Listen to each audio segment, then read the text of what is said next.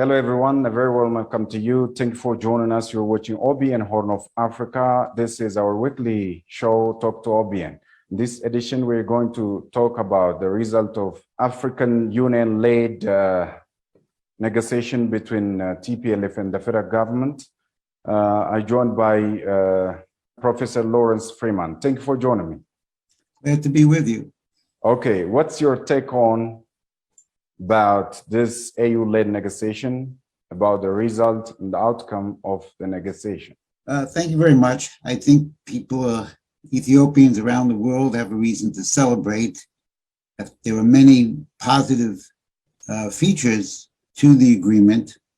I still think there are people who will try to undermine the agreement. Not everybody is happy that there's peace and stability in Ethiopia and potentially the Horn of Africa.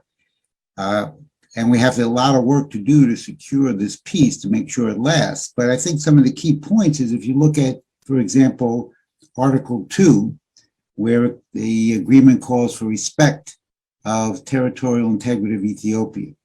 That is very important because you can't have separate regions claiming responsibility that is different or opposed to that of the government.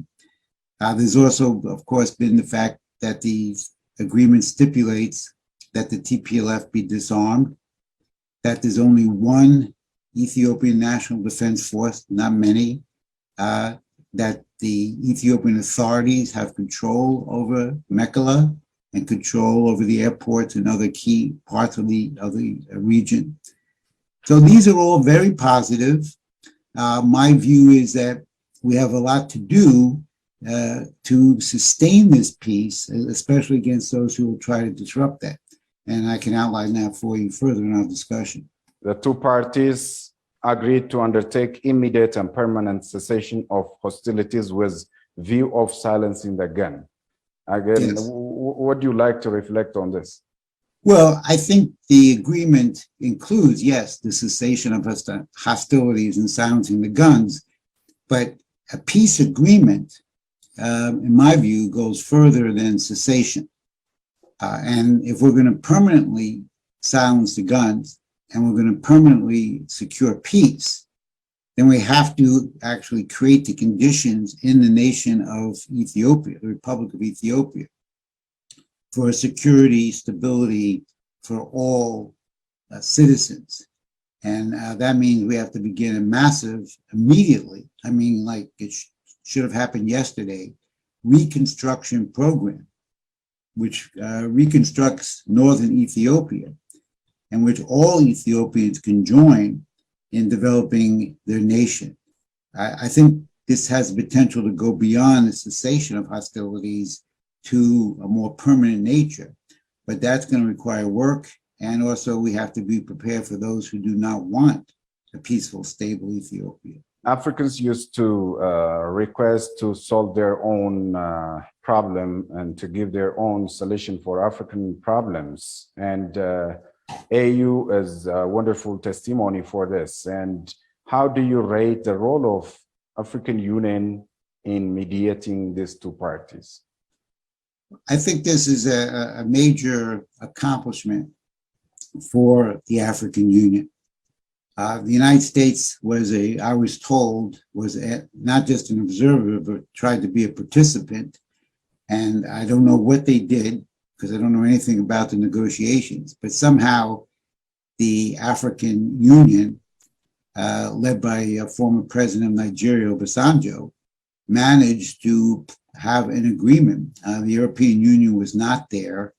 The African Union was, IGAD was, the UN was, and the US was there.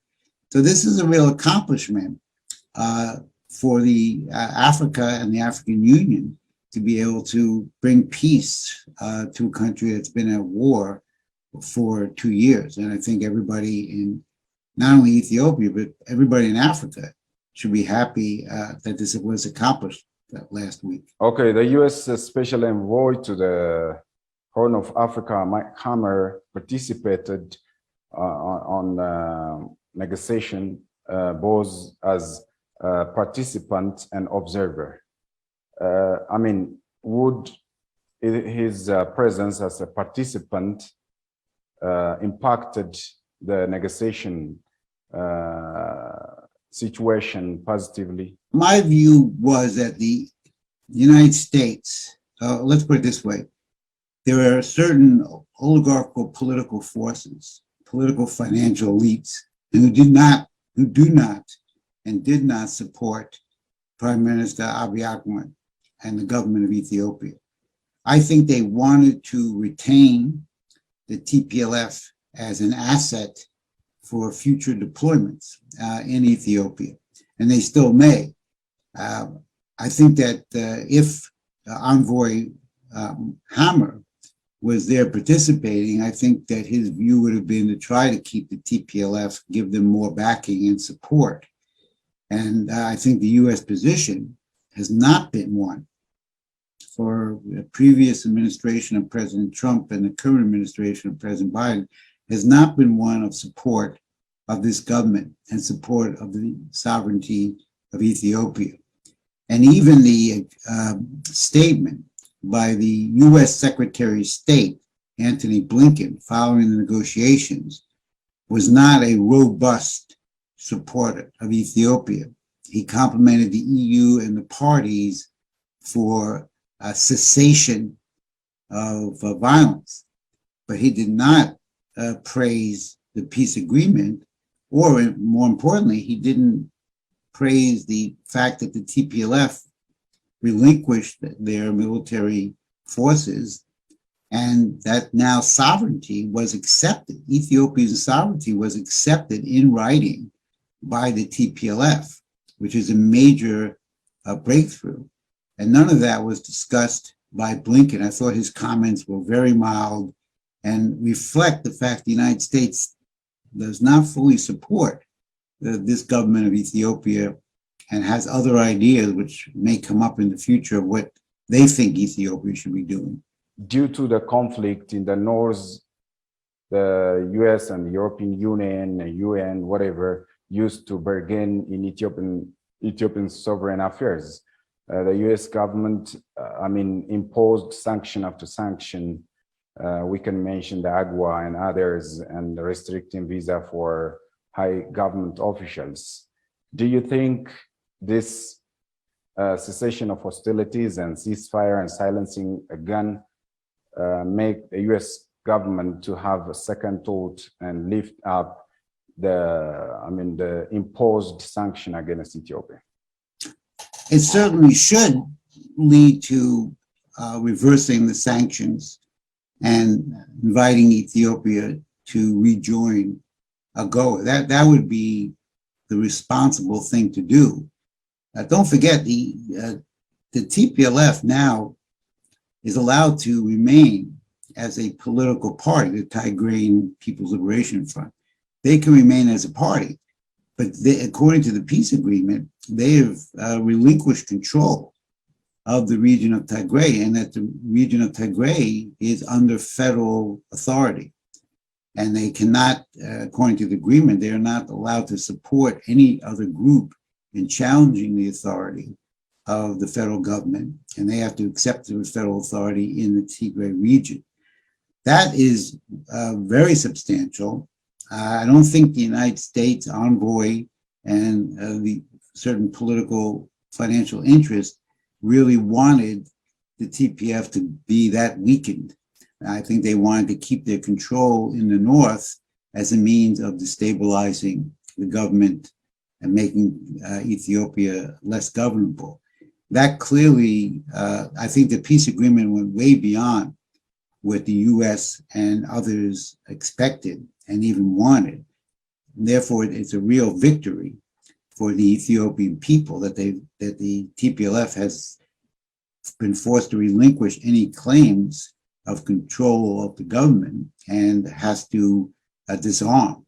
Now, disarming is supposed to take place in 30 days. Hopefully that will happen. If it does, then that is another major accomplishment. But the Ethiopian government has to go far beyond this, which is why sanctions have to be removed immediately. If the United States is honest and truthful, sanctions have to be removed, because what the most important thing for Ethiopia now is to launch a massive employment program of its youth especially, but all workers, for reconstruction. Roads have to be built. Electricity lines have to be strung. Food centers have to be set up. Medical institutions, schools. There is a massive amount of work. People have to be fed now. Communications, transportation, all of this has to be improved immediately. And so we can put the whole country of people who are looking for work, and we can employ them in a national task. And this is what President Franklin Roosevelt did in 1933 with the Conservation Corps. Took the young people and put them to work building infrastructure in the United States. This is what the U.S. should be supporting. This is what the West should be supporting. They should be giving all kinds of assistance for the reconstruction and rebuilding of Ethiopia, and which of course must include Tigray and the whole northern Ethiopian area. I'm afraid that the United States and the UN and others, and the EU, who, by the way, were kept out of negotiations, that these institutions are not going to assist Ethiopia in massive economic reconstruction, but it can press the case of so-called human rights violations, ethnic cleansing, genocide. We've already seen this from people. There was a webinar with the USIP Heritage Foundation and Alex DeWall. And DeWall said that the Ethiopian government was out to eliminate the Tigrayan people.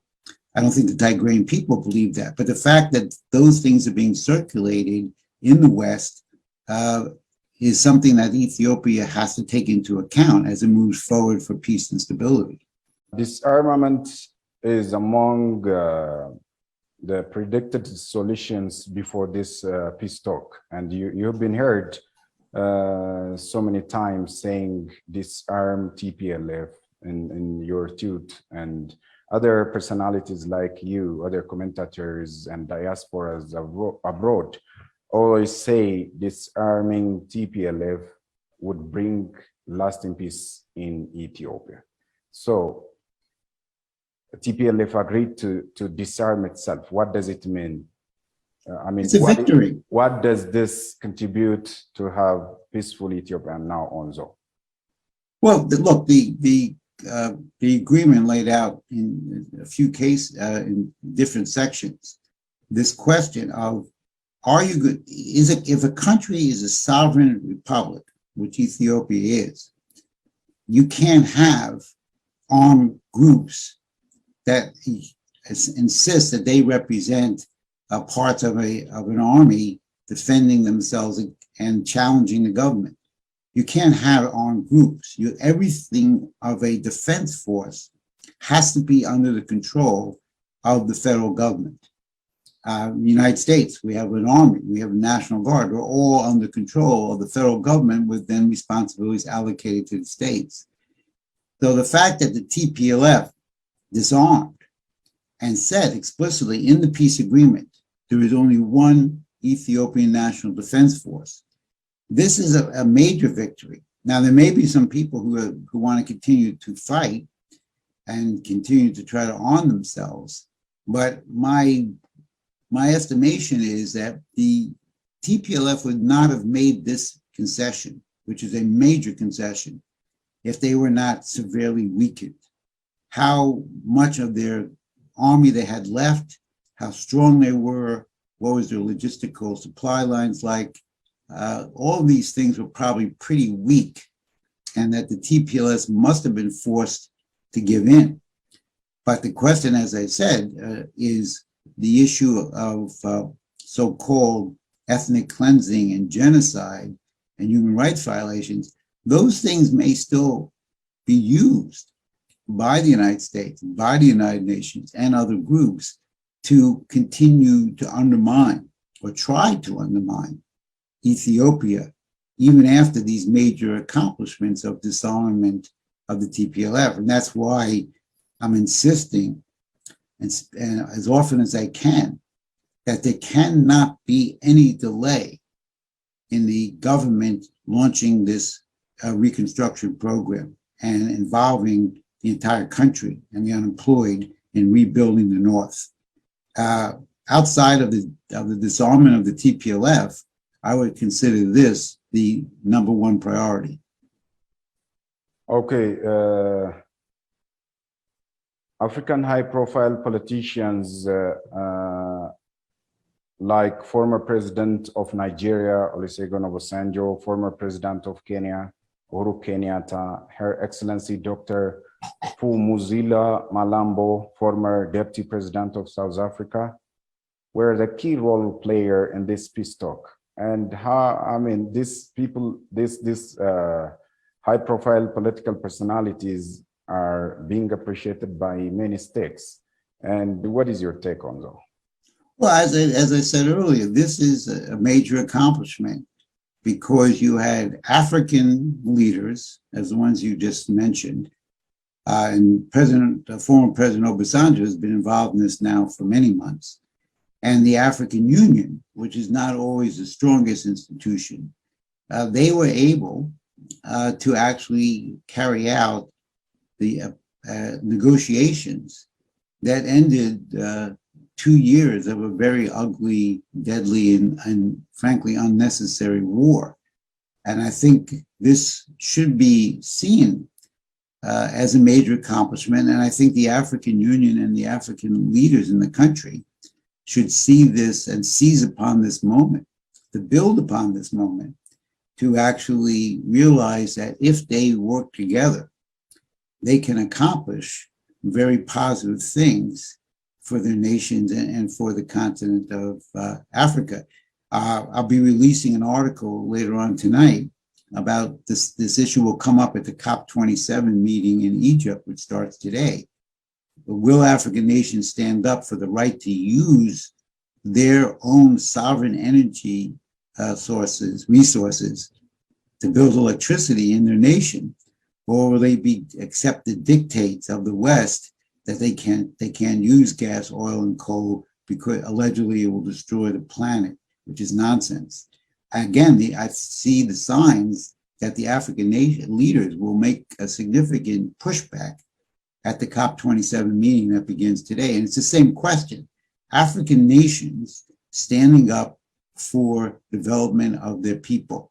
This is the key question. And they always have to battle the West and the Western institutions who want to keep these nations under control. Therefore, these successful negotiations led by Africans and led by the AU are a very positive step in reality and symbolically for the future of Africa. Lucky enough, we just, see this very promising outcome from the negotiation. And you've said it's, you have appreciated this African senior politicians who chaired the negotiation.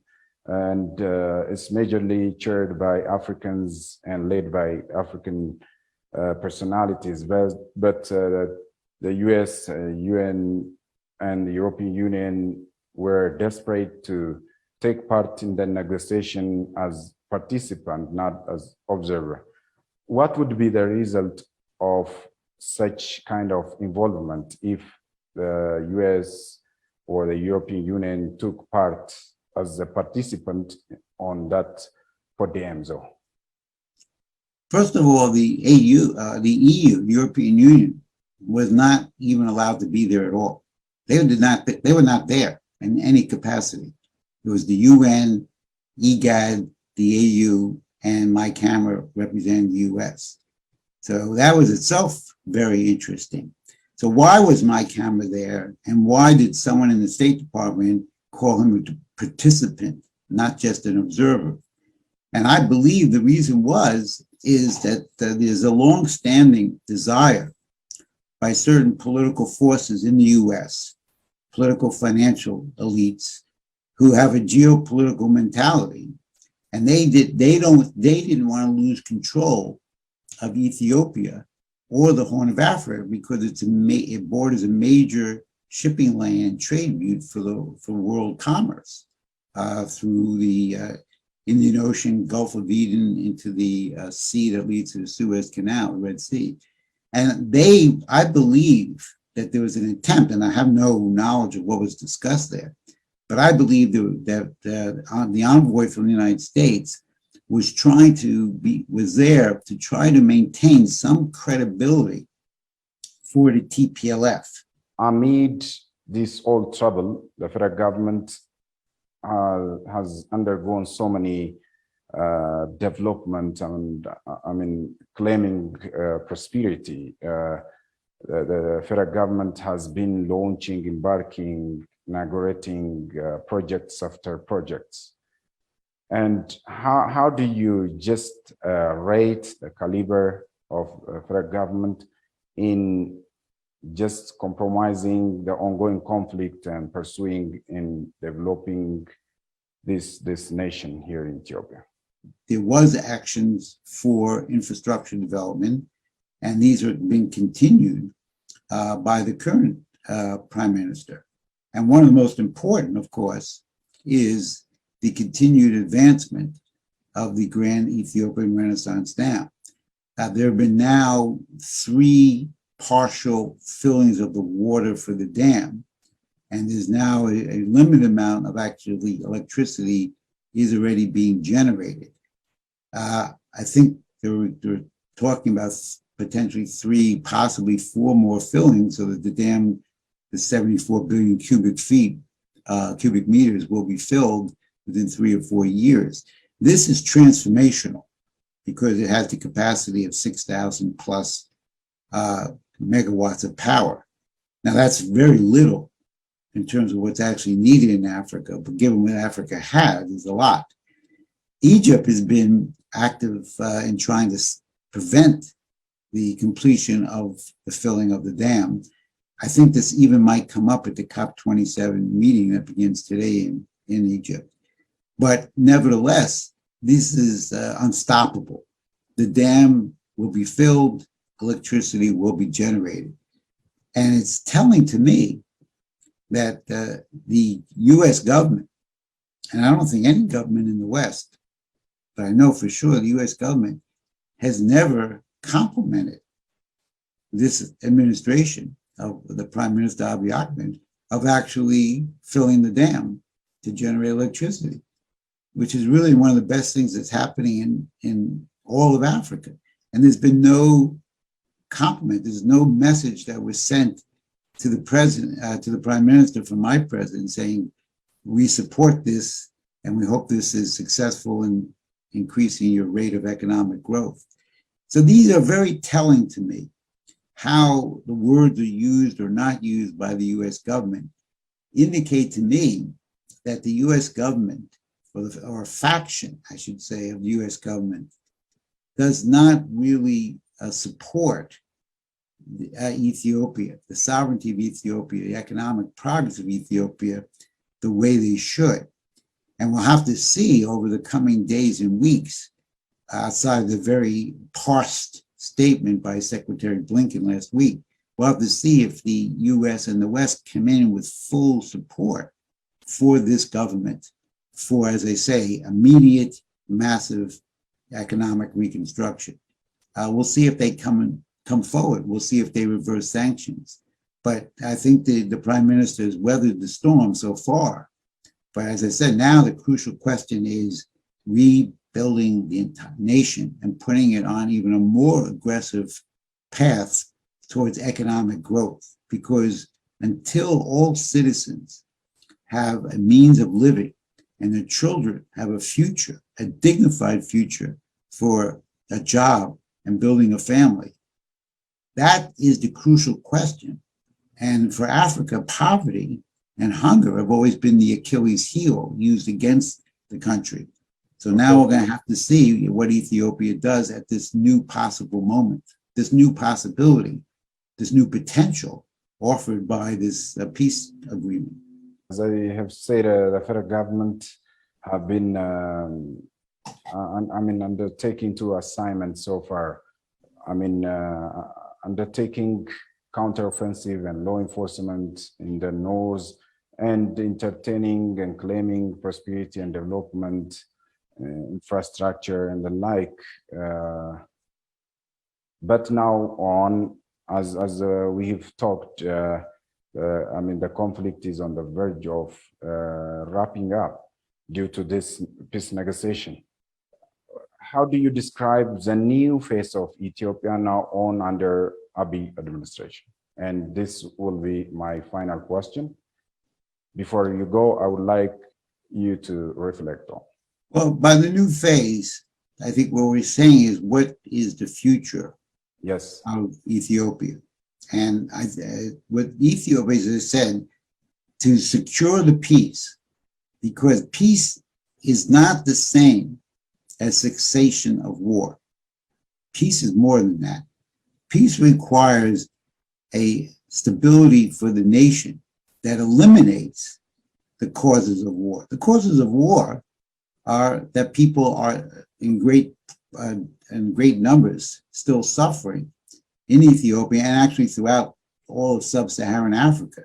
So I would say that number one, an immediate Franklin Roosevelt type mobilization of employment for reconstruction. Two, I would say that Ethiopia should outline for all its people a national mission of economic growth. What are we going to be building now in the next 5 to 10 years that will eliminate poverty and raise the incomes and the standard of living of our people? And this will provide a cohesiveness, an identity, a mission. Let's get a mission for Ethiopia. Now the guns have been silenced. Great. We all are celebrating that. Okay. But now we have to go to the next step, which is to define a mission to mobilize the nation so all Ethiopians see the self-interest in working with their brothers and sisters, so they still may be angry at, but working with them for the benefit of the nation. And in doing so, we have to transcend ethnicity, have to get rid of ethnicity and establish one criteria of citizenship for the nation, for the Republic of Ethiopia. Professor Lawrence Freeman, long-serving political economy analyst in Africa, thank you for your insight on AU-led negotiation, which came out with a very promising decision. Thank you for your time. Thank you very much for having me, and let's look forward to a bright future for Ethiopia. Viewers, thank you for watching. Bye-bye. See you next time with another edition. Take care.